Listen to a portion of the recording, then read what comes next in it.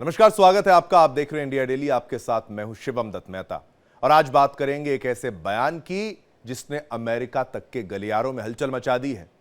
भारत ने साफ कर दिया है, अब कोई भी हमें दबाव में निर्णय लेने पर मजबूर नहीं कर सकता।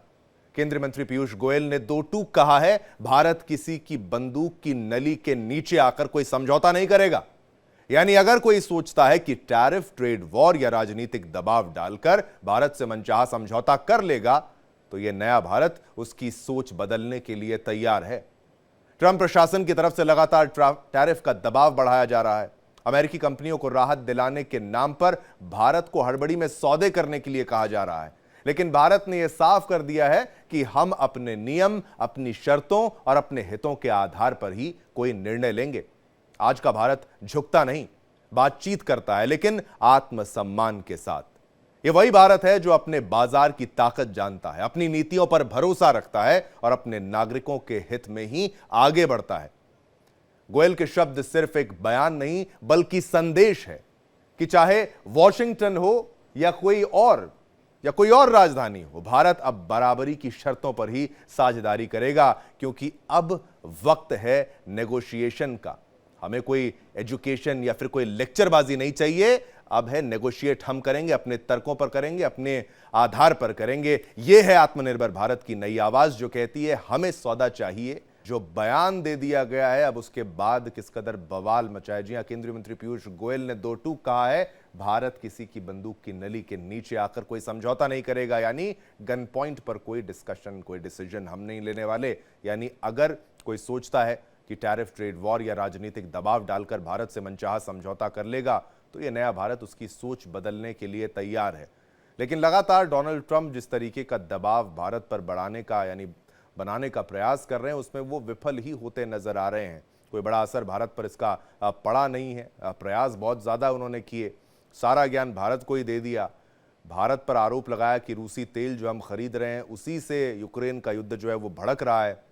ऐसी तमाम बयानबाजियां, रिश्तों को खराब करने का प्रयास। लेकिन भारत ने कभी भी जो है आक्रोश को ज़्यादा बढ़ाया नहीं, रिश्तों को और ज़्यादा ख़राब किया नहीं। लेकिन कभी कभी ऐसे जवाब देना भी ज़रूरी होता है, और जहां पर उन्होंने ये जवाब भी दिया है। उन्होंने साफ तौर पर कहा है कि गन पॉइंट पर कोई डिस्कशन हम नहीं करते और गन पॉइंट पर कोई फैसला हम नहीं करते। कोई हमें ये नहीं बता सकता कि हमें किसके साथ अपने रिश्ते रखने हैं या रिश्ते ख़राब करने हैं, नहीं रखने हैं। वो फैसला भारत ही करेगा। और आपको चलिए सुनाते हैं एक बार पीयूष गोयल ने क्या कहा है। And we are talking to the United States, of course, but we don't do deals in a hurry, and we don't do deals with deadlines or with a gun on our. India looks long term. India never takes decisions in a rush or on the pressure of the moment. And we've accepted if there's a tariff on us, there is a tariff on us. We are looking how to overcome that. We are looking at newer markets. We are looking at a stronger demand impetus within the Indian economy. So we have a very resilient structure, 1.4 billion people. चलिए चलते हैं अपने मेहमानों के पास। इस वक्त हमारे साथ जो मेहमान जुड़े हैं, सबसे पहले हमारे साथ जुड़े हैं विजय कौशिक, नेता कांग्रेस पार्टी के, हमारे साथ इस वक्त जुड़ चुके हैं। विजय जी, बहुत बहुत धन्यवाद, आपने अपना कीमती वक्त निकाला, आप यहाँ पर आए और सबसे पहला मौका आप ही को। अब इस बयान को किस कदर आप देखते हैं? एक प्रेशर जो है वो विपक्ष की तरफ से बनाया जाता है कि भाई डोनाल्ड ट्रंप की बातों का जवाब दिया जाए। अब जवाब दिया जाए, क्या इसको आप जवाब की श्रेणी में रखेंगे या फिर आप इसको नहीं रखेंगे? यानी कि अगर पीयूष गोयल की तरफ से बात कही तो उसका असर लंबा होगा। पीयूष गोयल ने जो कहा है केवल एक राजनीतिक बयान है, भारत देश की जनता को बरगलाने के लिए है।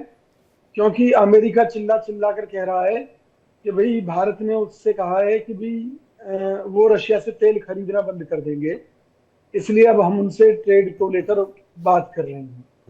और भारत सरकार ने कोई स्पष्टीकरण अभी तक इस मुद्दे पर नहीं दिया है, सिर्फ गोलमोल बातें चल रही हैं। और बड़ी खुशी की बात है कि अगर पीयूष गोयल ये कहते हैं तो फिर सरकार को अपनी जुबान पर रहना चाहिए। सरकार ने जो कहा था कि हम एग्रीकल्चर का क्षेत्र, मिल्क प्रोडक्ट का क्षेत्र हम अमेरिका के लिए नहीं खोलेंगे, एक तो इसी बात पर कायम रहना चाहिए। दूसरी बात, आज हम कितना तेल खरीद रहे हैं और आने वाले दिनों में भी ये खरीद किस तरीके से जारी रहेगी, इसका भी जवाब दे देना चाहिए। इससे ट्रंप की कलई भी खुल जाएगी और निश्चित तौर पर विपक्ष के नाते जो हमारी जिम्मेवारी है इस देश के प्रति, वो उस भूमिका का भी हमारी का निर्वाह होगा कि मोदी सरकार की नीयत और नीति स्पष्ट है, लेकिन अभी तक सब कुछ अस्पष्ट है, केवल जनता को बरगलाने के लिए। नहीं विजय जी, एक बात आप मुझे ये बताइए कि रशिया से भारत जो तेल खरीदता है, आप उसके समर्थन में है या फिर उसके विपक्ष में है? आपका क्या स्टैंड है?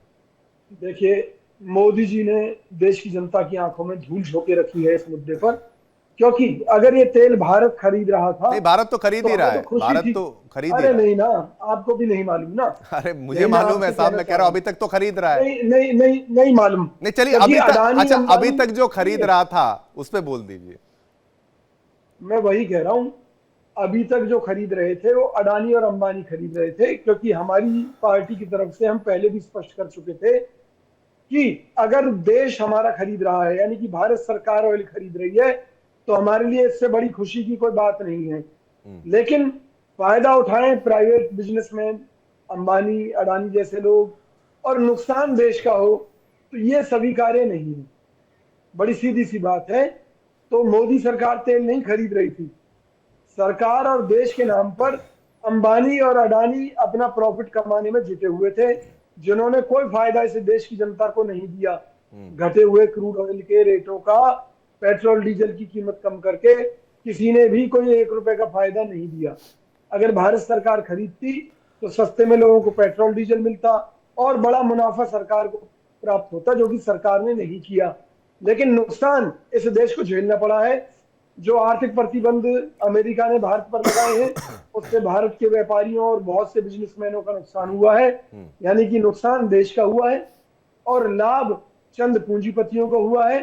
और अब ये जो अपना चौड़ा सीना दिखा रहे हैं, हम इसका भी स्वागत करते हैं, बशर्ते जिन मुद्दों को लेकर सरकार ने कहा था कि भाई हम एग्रीकल्चर क्षेत्र नहीं खोलेंगे। नहीं ठीक है, बिल्कुल एग्रीकल्चर वो उसको प्रोटेक्ट करना जरूरी है। विजय जी, रूस से तेल खरीदने में तो कोई आपत्ति नहीं है ना, मतलब ये मेरा पॉइंट है। अरे सरकार खरीदे ना, कांग्रेस साथ चलकर तो टैंकर क्या अब केवल अदानी अंबानी ही खरीद रहे हैं? केवल अदानी अंबानी ही खरीद रहे हैं? ठीक है, चलिए एक जवाब ले लेते हैं, मैं क्यों बोलूं। खेमचंद शर्मा जी मेरे साथ हैं, बीजेपी के नेता, इस वक्त जुड़ चुके हैं। धन्यवाद आपका, आपने अपना कीमती वक्त दिया।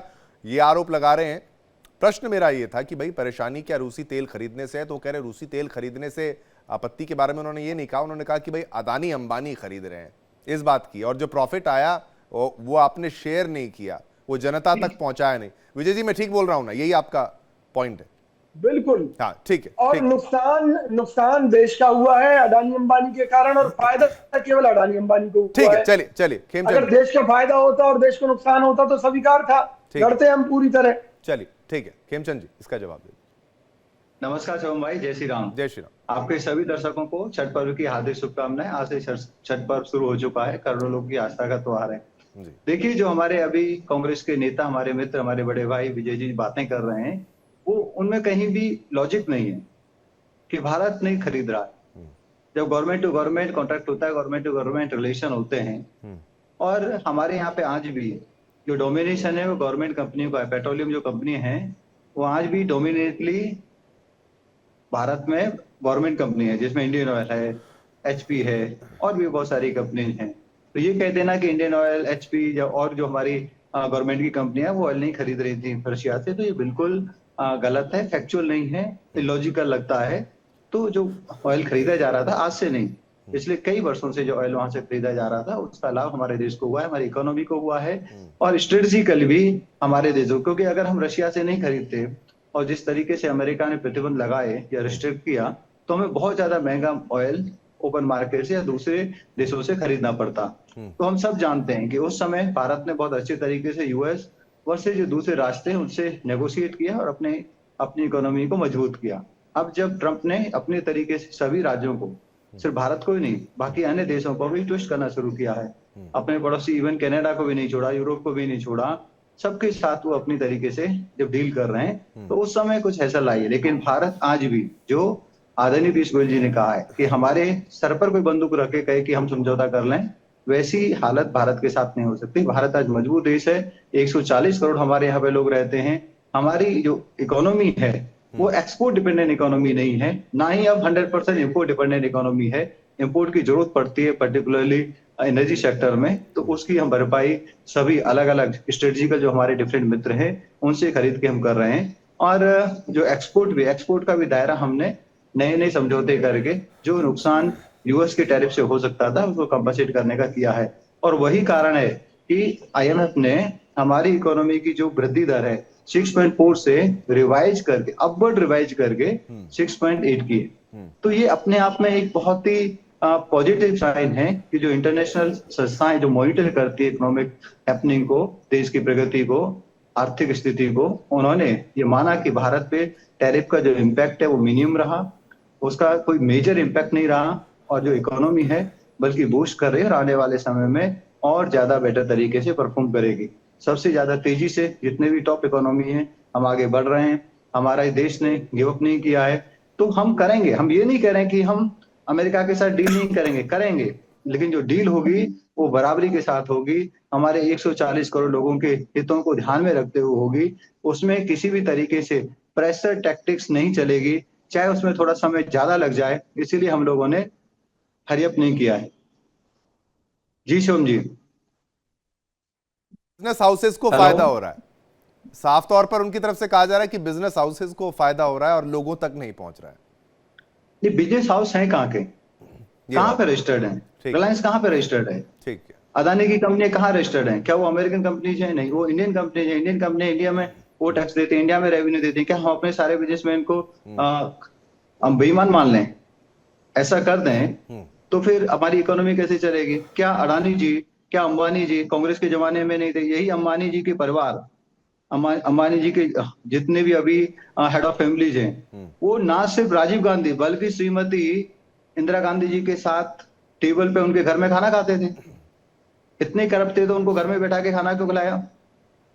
फिर आपकी सरकार तो राजीव गांधी जी की सरकार लंबे समय तक रही, विजय जी, ये आपके अंबानी अदानी वाले पॉइंट का, हालांकि मेजरली अंबानी आप इसमें कह सकते हैं, अगर रिलायंस आप कह रहे हैं, दूसरा इंडियन ऑयल भी तो इसमें एक पार्टनर है, इंडियन ऑयल भी तो तेल खरीद रही है, और तीसरा ये तर्क है जो ये कह रहे हैं कि अगर इंडियन कंपनी खरीद रही है तो उसमें आपत्ति क्या है तो इंडियन ना। अगर एक इंडियन कंपनी खरीद रही है और उस पर प्रॉफिट ले रही है, और अमेरिका एक्सपोर्ट करने से, सामान एक्सपोर्ट करने वाले जो हजारों व्यापारी हैं उनके पेट पर लात लगती है, या जो वहां काम कर रहे हैं इंडियंस जो कि बड़े पैमाने पर पैसा भारत में भेजते हैं उनका नुकसान हो रहा है, तो सवाल यह है कि ऐसा बिजनेस फिर कहां तक उचित है? पहली बात।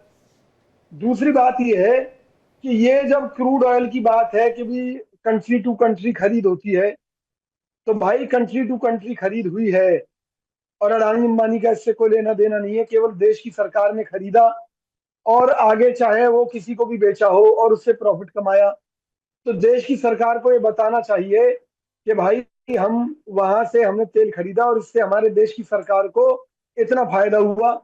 सरकार आज तक एक शब्द नहीं बता पाई कि भाई हमें इतना फायदा हुआ। फिर जब कौड़ियों के दाम तुमने क्रूड ऑयल खरीदा तो उसका फायदा देश की जनता को क्यों नहीं दिया?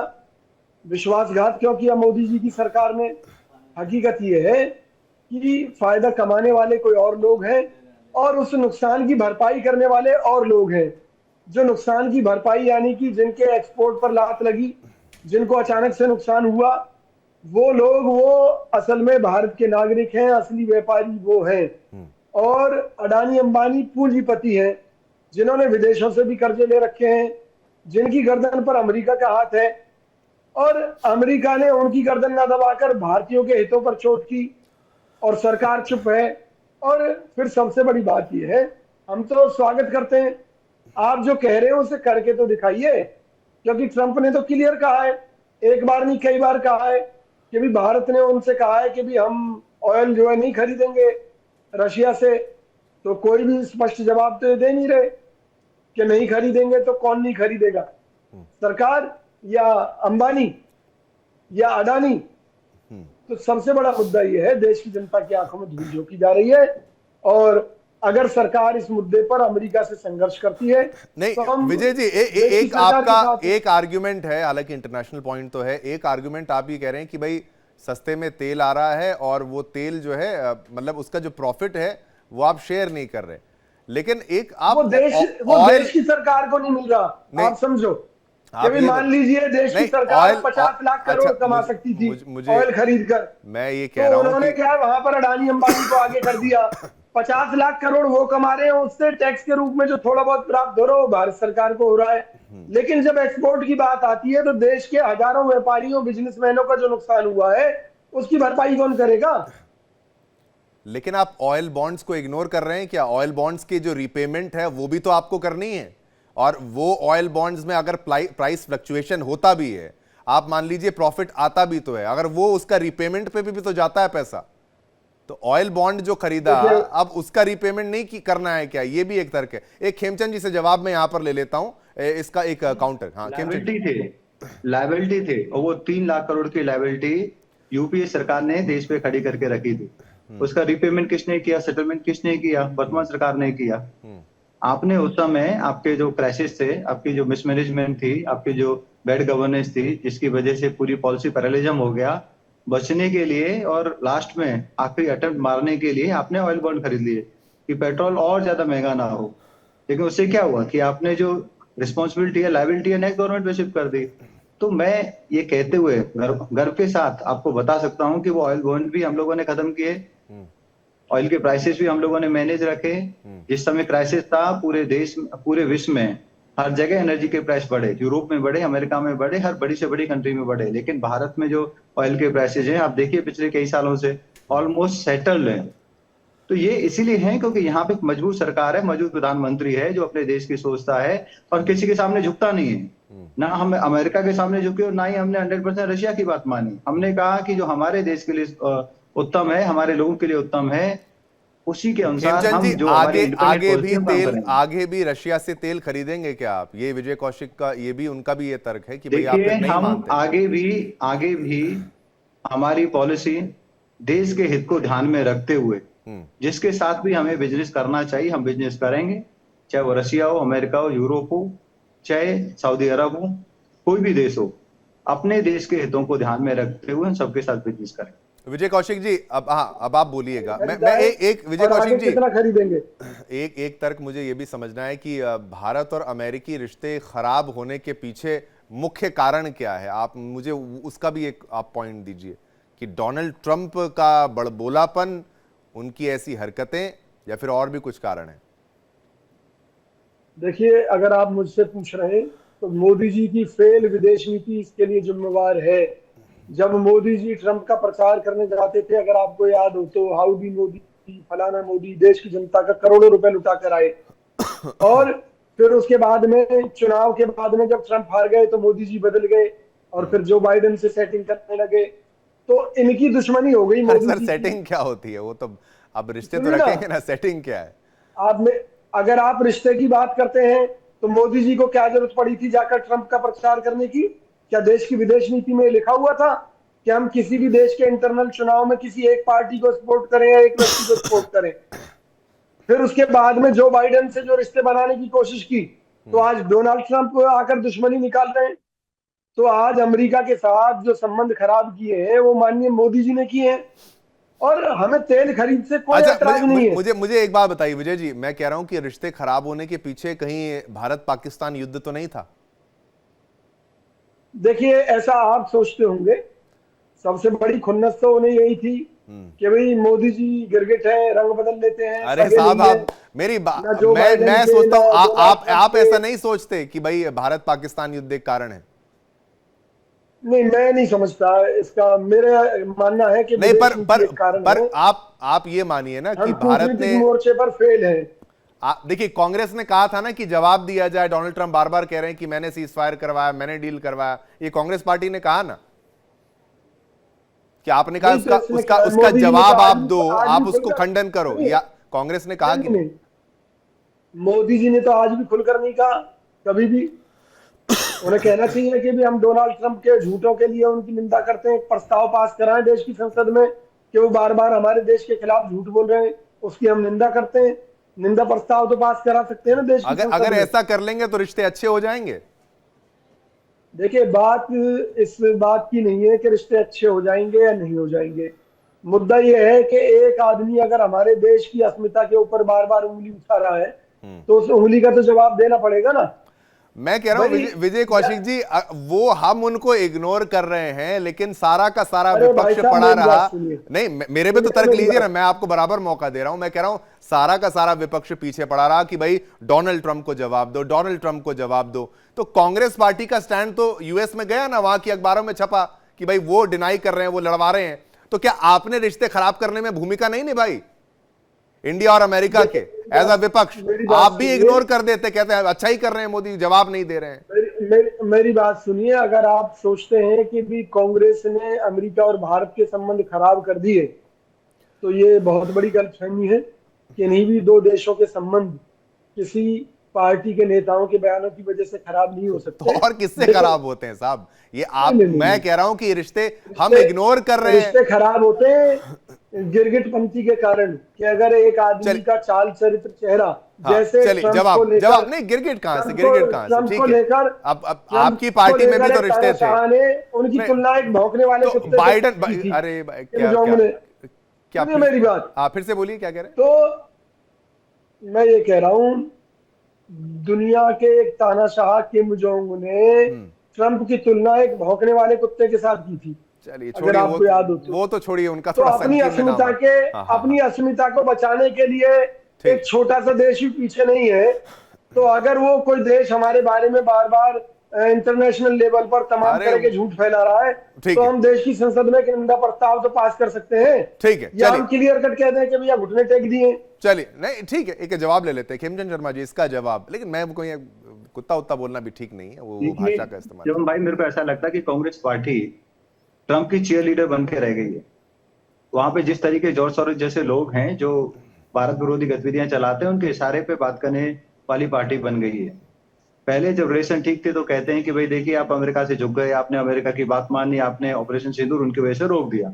जब भारत ने एक्नॉलेज नहीं किया संसद में ठोक के, जब आदरणीय प्राइम मिनिस्टर मोदी जी ने कहा कि हमने अपने टर्म पे समझौता किया है, दुनिया के किसी भी देश या किसी भी शक्ति के दबाव में नहीं किया, तो फिर आपने देखा इंटरनेशनल मीडिया ने कैटेगोरिकली कहने का तरीका होता है कि India Modi denied America intervention in India Pakistan war, और उसके बाद देखा कि फिर उनका एक अलग रुख रहा। बार बार वो कितने बार बोलते रहे जब तक हम एक्नॉलेज नहीं करते। और हमने कहा कि दुनिया के किसी देश को हमने अपने बीच में इंटरवेंशन नहीं करने दिया। एक साफ मैसेज गया। ये चाहते क्या हैं? ये चाहते ये हैं कि हम अमेरिका के राष्ट्रपति का अपने संसद में नाम लें। क्यों लें? क्या वो दुश्मन कंट्री है? नहीं, हमारी बातचीत चल रही है, हमारा समझौता होगा। आज भी हमारा अरबों रुपए का उनसे बिजनेस होता है। कुछ टर्म पे वो जो हमें दबाने की कोशिश कर रही है, हम दब भी नहीं रहे, हम उनको गाली भी क्यों दें?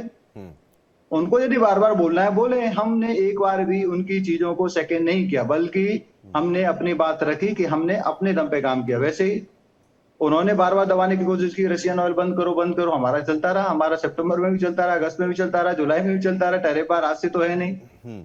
जब हमें लगेगा कि ठीक है हमारे पास एनफ स्टॉक है और अब हमें रशिया के अलावा उसी प्राइस पे, कम प्राइस पे ऑयल अमेरिका से मिल सकता है या दूसरी कंट्री से मिल सकता है, तो हम वहां से भी लेंगे। आज भी हम अमेरिका से ले रहे हैं। ऐसा नहीं कि हम अमेरिका से हम 0% ऑयल खरीद रहे हैं। तो हमें अपनी जो हमारी जरूरत है, हमारी जरूरत बड़ी है, तो जरूरत के हिसाब से जहां हमें लगेगा कि फायदा है, हमारे देश का फायदा है, लॉन्ग टर्म हमें अवेलेबिलिटी सप्लाई मिल सकती है, तो वहां से हम लेते रहेंगे। हम झुकेंगे नहीं, अपनी टर्म्स पे हम लोग डील करेंगे। और वो दिख रहा है कि आज जब भारत मौजूद भारत है तो उसके सामने आपने अमेरिका के बहुत सारे नेताओं के, बहुत सारे वहां के जो ब्यूरोक्रेट्स हैं, उनके आपने बयान सुने होंगे कि वो खुद अमेरिका को कह रहे हैं कि भारत के साथ ऐसा करने से अमेरिका को ही ज्यादा नुकसान हो रहा है, भारत को कम नुकसान हो रहा है। इन चीजों को हटा देना चाहिए, फिर से भारत के साथ दोस्ती करनी चाहिए। तो ठीक है, ये सब चीजें दिखाती है कि कांग्रेस सिर्फ और सिर्फ चीयर लीडर बन के रह गई और कुछ नहीं। ठीक है, समय इतना ही था। बहुत बहुत धन्यवाद विजय कौशिक जी, खेमचंद शर्मा जी, आप दोनों का पुरजोर तरीके से दोनों ने अपनी बात को रखा है और कहा है कि भाई